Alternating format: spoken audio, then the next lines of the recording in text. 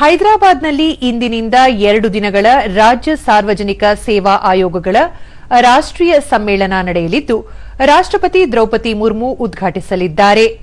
ತೆಲಂಗಾಣ ರಾಜ್ಯಪಾಲ ಜಿಷ್ಣುದೇವ್ ವರ್ಮಾ ಮತ್ತು ಮುಖ್ಯಮಂತ್ರಿ ರೇವಂತ್ ರೆಡ್ಡಿ ಹಾಗೂ ಕೇಂದ್ರ ಸಾರ್ವಜನಿಕ ಸೇವಾ ಆಯೋಗದ ಅಧ್ಯಕ್ಷ ಅಜಯ್ ಕುಮಾರ್ ಈ ಸಂದರ್ಭದಲ್ಲಿ ಉಪಸ್ಥಿತರಿರುವರು. ದೇಶಾದ್ಯಂತ ರಾಜ್ಯ ಸಾರ್ವಜನಿಕ ಸೇವಾ ಆಯೋಗಗಳ ಅಧ್ಯಕ್ಷರು ಮತ್ತು ಹಿರಿಯ ಅಧಿಕಾರಿಗಳು ಈ ಸಮ್ಮೇಳನದಲ್ಲಿ ಭಾಗವಹಿಸಲಿದ್ದಾರೆ.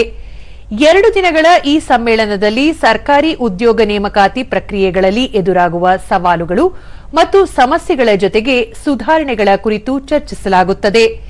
ರಾಜ್ಯ ಮತ್ತು ಕೇಂದ್ರ ಸಾರ್ವಜನಿಕ ಸೇವಾ ಆಯೋಗಗಳನ್ನು ಒಟ್ಟುಗೂಡಿಸಲು ಇದು ವೇದಿಕೆಯಾಗಿ ಕಾರ್ಯನಿರ್ವಹಿಸಲಿದೆ ಎಂದು ತೆಲಂಗಾಣದ ಸಾರ್ವಜನಿಕ ಸೇವಾ ಆಯೋಗದ ಅಧ್ಯಕ್ಷ ಬಿ ವೆಂಕಟೇಶಂ ತಿಳಿಸಿದ್ದಾರೆ.